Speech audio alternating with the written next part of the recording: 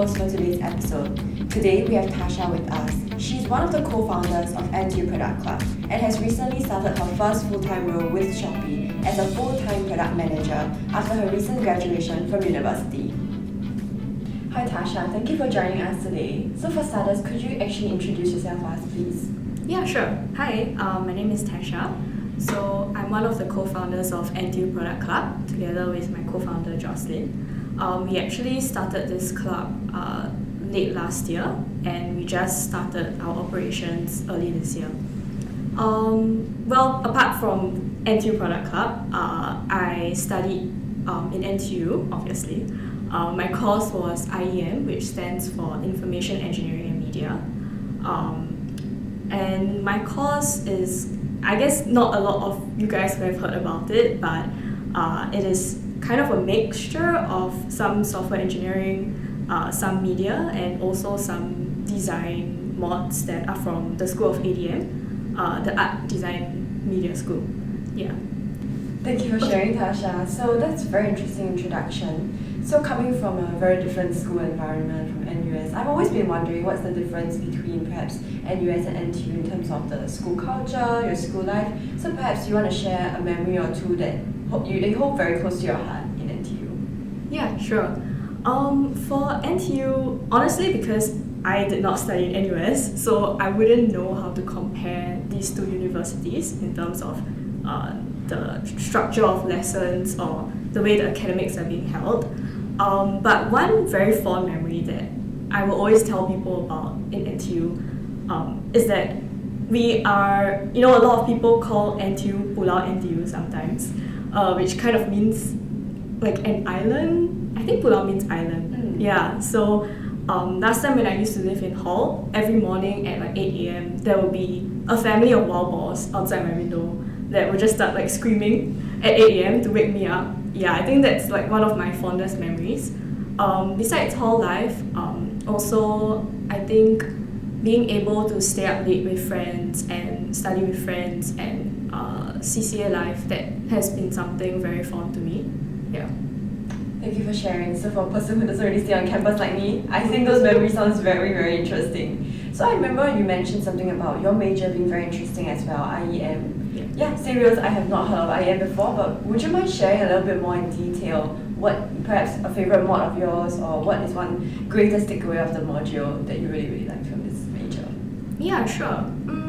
So actually for IEM, I chose this major because I didn't want to study something very technical.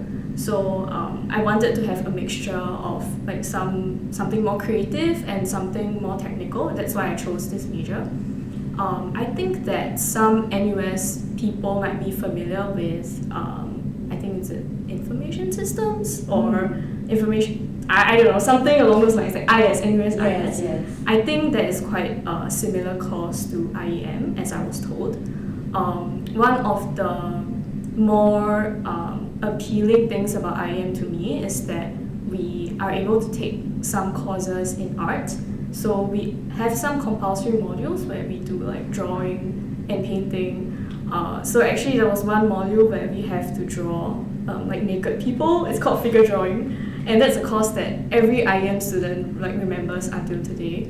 I think it's I would say it's a very good break from learning all the technical stuff because it helps you to, it kind of gets your creative juices flowing and it kind of like switches your mindset in terms of the things that you learn, which I think helps in like a more holistic experience. Yeah, that sounds very interesting. So maybe a curious question from my end, how do you synergize the artistic side of things and the scientific aspect, since you said the creative juices that you get flowing from drawing as compared to just learning all these software engineering courses?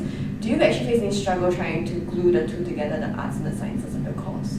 Right. Actually, I think this is a very good question because it is a question that I always have while drawing naked people, if I'm allowed to say that.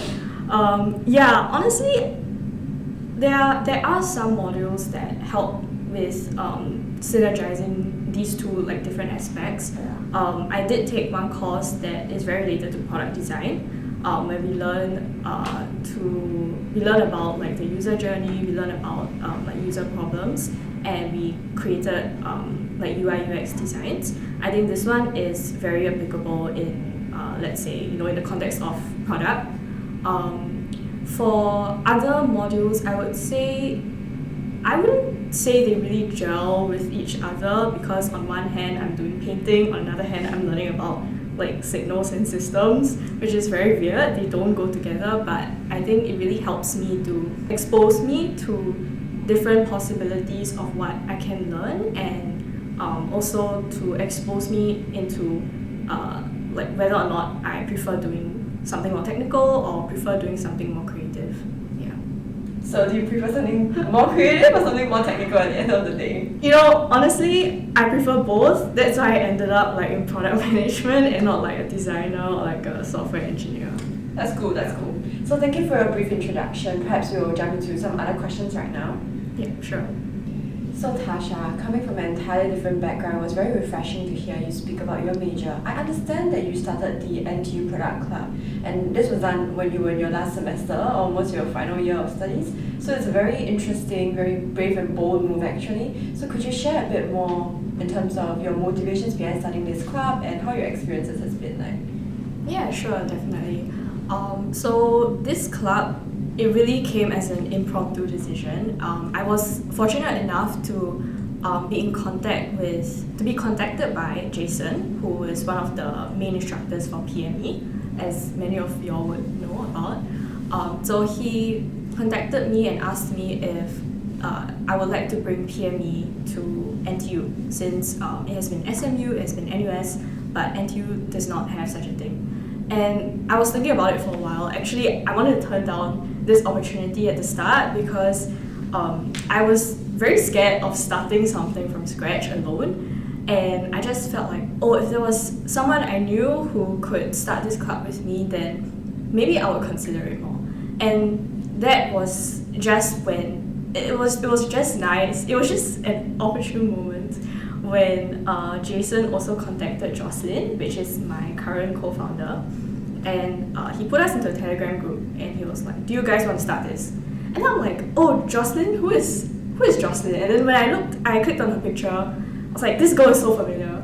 I know this girl." And she's actually someone who took the same art class as me, the naked drawing one. We were in the same art class, so she was one of my classmates actually, and we met in year 1. So I just felt that it was kind of a fated thing, that Jason brought me and Jocelyn together, even without knowing that we knew each other prior to this. So I thought, hey, yeah, why not we just start this, since Jocelyn is someone that I know, and I think it's nice to have like 2 girls co-founding something. Yeah, so I decided to take that opportunity. That sounds like a lot of things you guys have actually been through, so that's very interesting. So maybe were there any struggles in that process when you guys started initiating this and coming together as like you shared 2 girls starting a club of your own, and like I don't know, did you guys have any like other resources or like network to start this? Yeah, that's a good question. I think the biggest struggle for us is not really having a template or not having something existing there that we can follow, because we are starting a club, so there's no like previous batches to learn from. There is no one to really model after. Actually, we modeled after NUS and SMU product clubs at the start because we really had no direction that we thought we could go.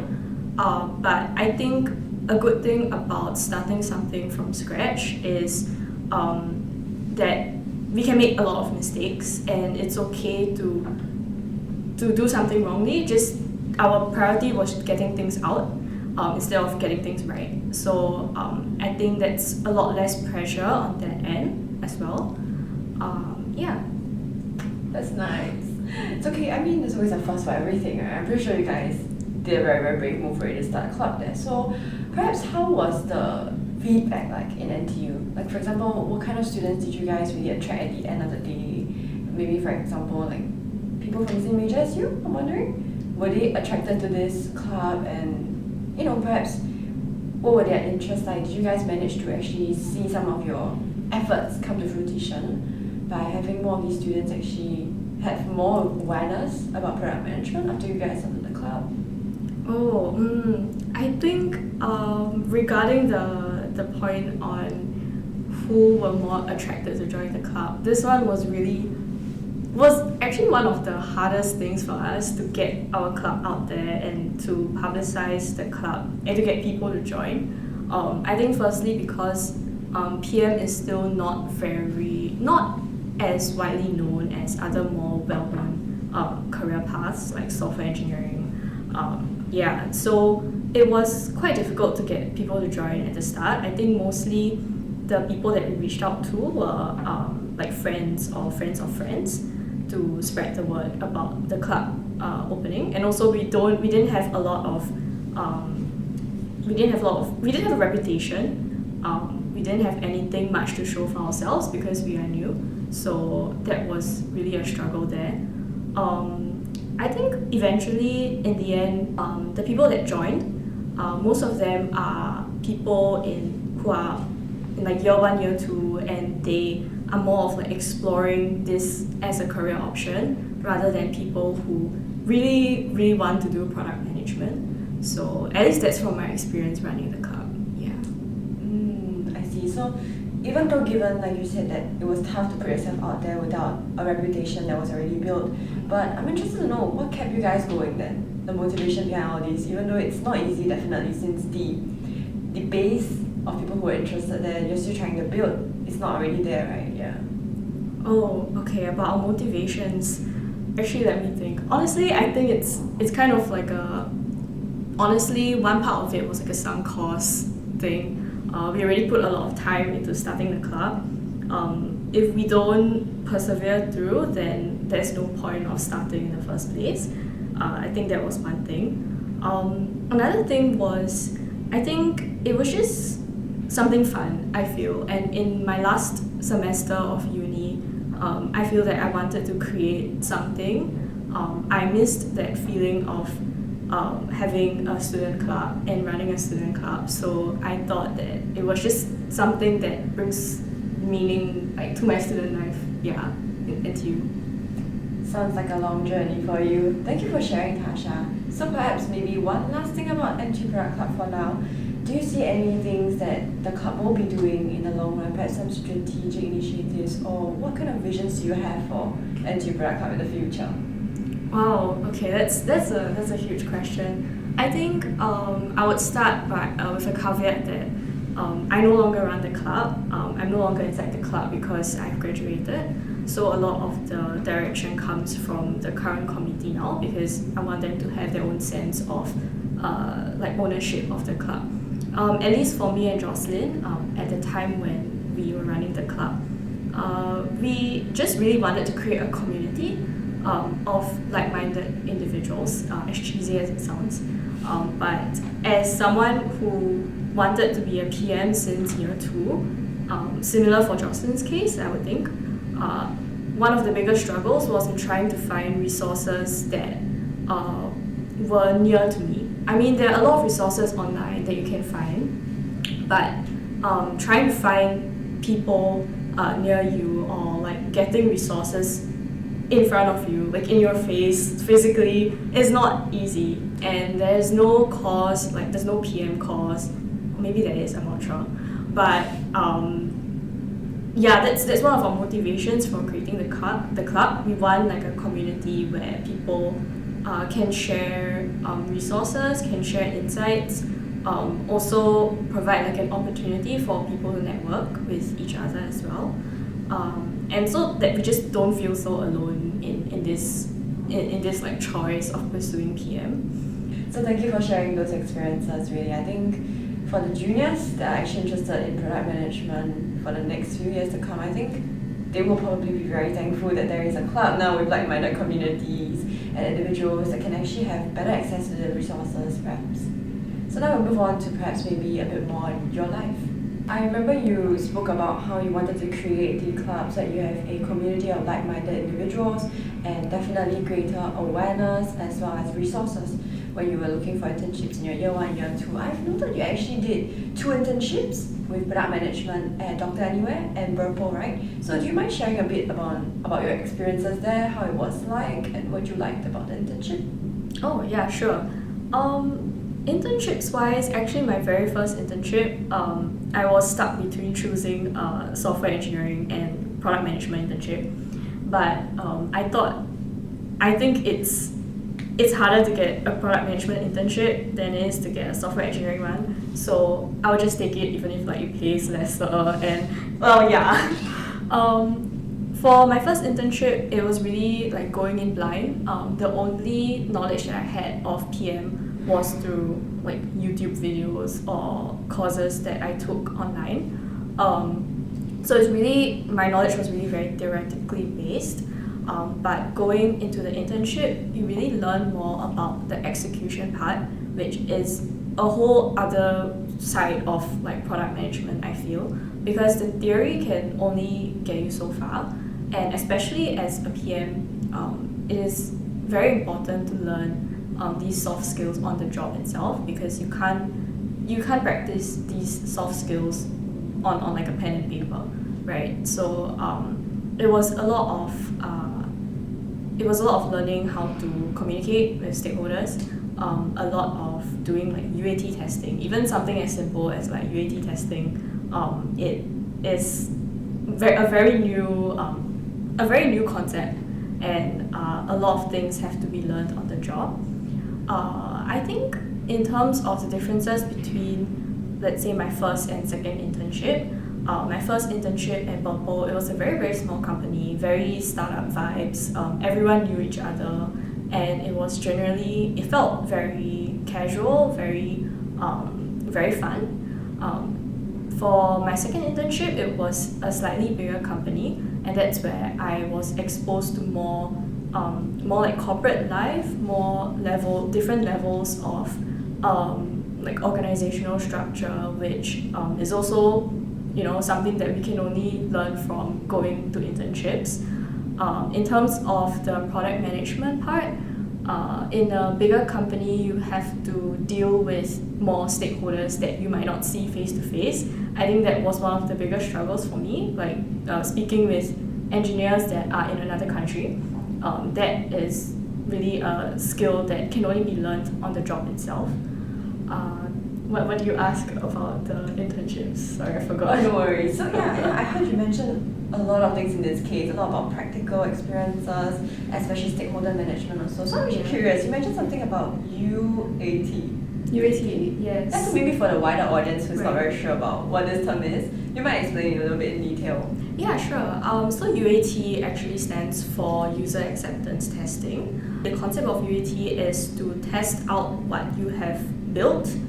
So after development has happened, you need to test with the users, the people who are going to be using the product, whether all the cases are working, whether you have considered all the edge cases, using different devices, using like different network connections, all these. It's more on the user side of the testing, as opposed to QA, which is quality assurance testing.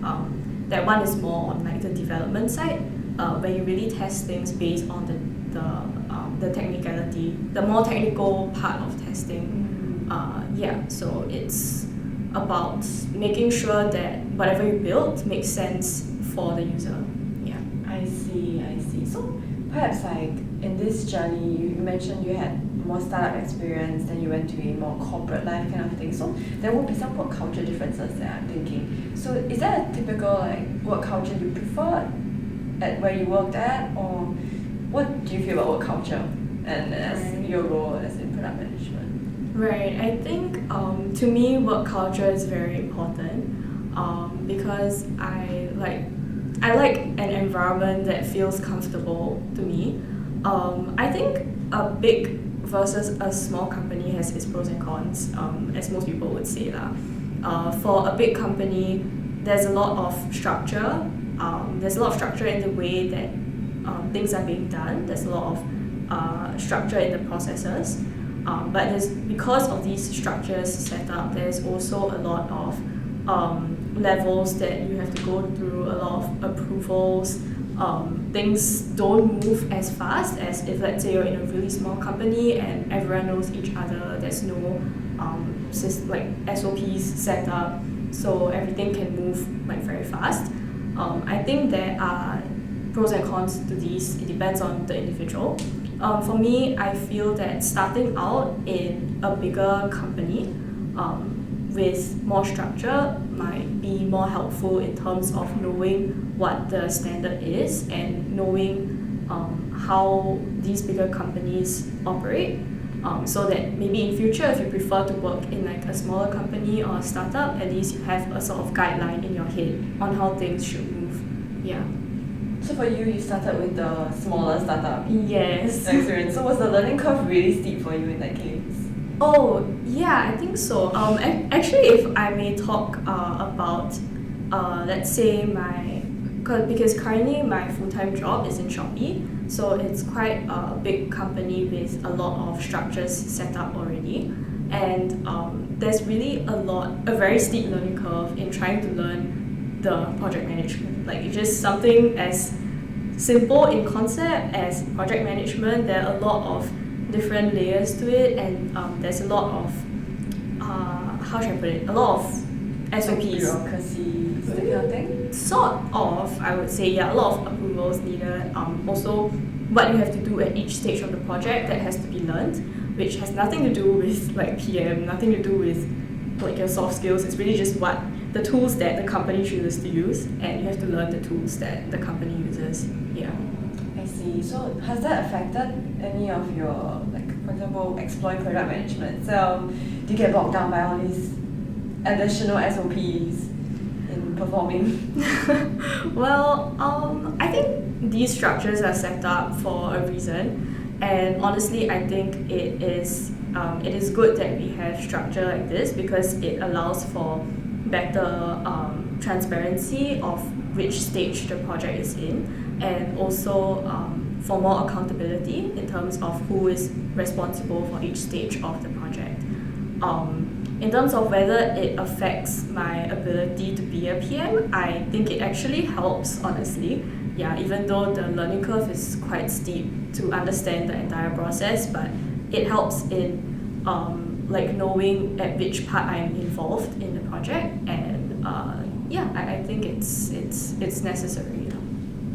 So I remember you mentioned you're in a full-time role now as a product manager at Shopee. Congratulations on that role. Oh, so do you enjoy what you do actually, like day-to-day right now, and perhaps you want to share a bit about what you do on a day-to-day basis at Shopee in your role? Yeah, sure. I guess I can share on a very high level of what I do day-to-day. So mostly, I would say first that as a junior PM or like an associate PM, you are more involved in the execution of projects rather than the strategic part of product management. So more of communicating with engineers. How do you build the solution to your problem at a very high level?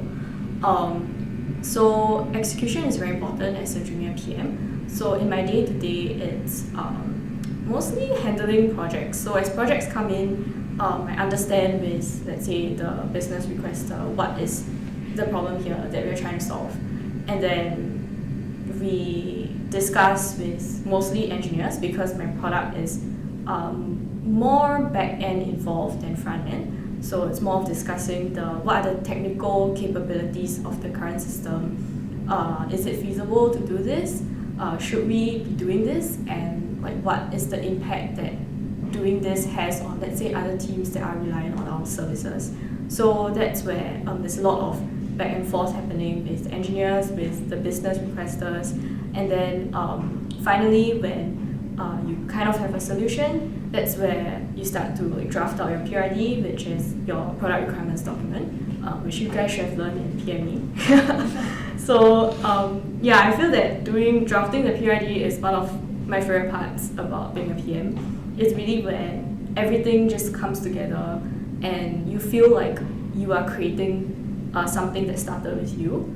I feel that it's a very fulfilling moment, like writing out my first PRD and presenting it to like all the stakeholders.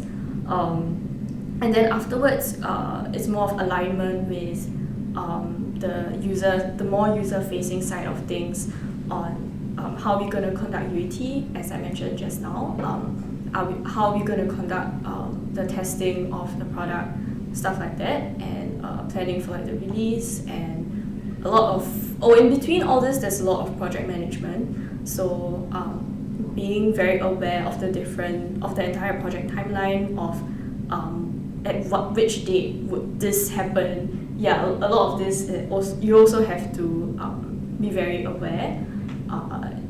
And I would say, honestly, if I had to sum up my role now, it is just to talk to people and make decisions. Like, I just feel like I am paid to make decisions, and whatever else entails that, making that decision, is what a PM is supposed to do.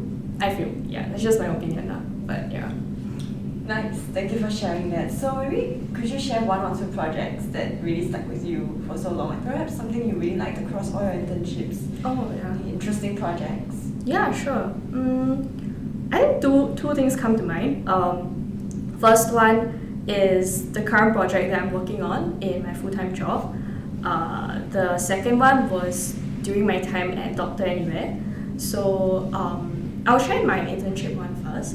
So this project was, it was more of an exploratory project where I had to research more about women's health, because the company does not really focus on stuff like this. So it was part of like my internship project to do like some exploratory research.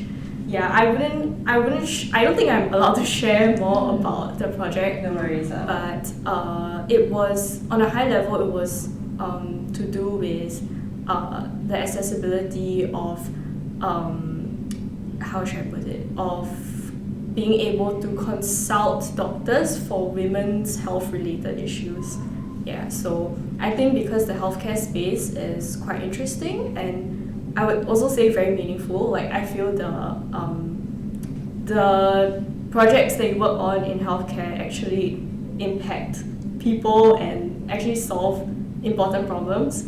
That's why I feel that the healthcare space is very interesting to me. So moving on to the project that I'm working on currently, I don't think there's much I can share or that I'm allowed to share, but it's more of a security related project. So in terms of how to manage fraud and how to manage like risky events. Events meaning events in the app. So if I, for example, perform this action, if it's a very risky action, like what can we do to make it less risky?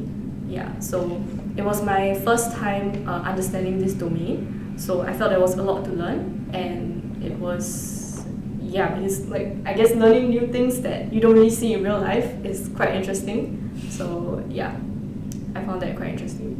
Thank you so much. It's been a lot that you've shared on your journey actually. So maybe taking a look back at when you were in year 1, year 2 trying to find these internships, it was probably quite difficult, right, at that point of time, especially given that there wasn't that much exposure of product management yet. So do you think the juniors right now, they're actually having a slightly easier time looking for internships?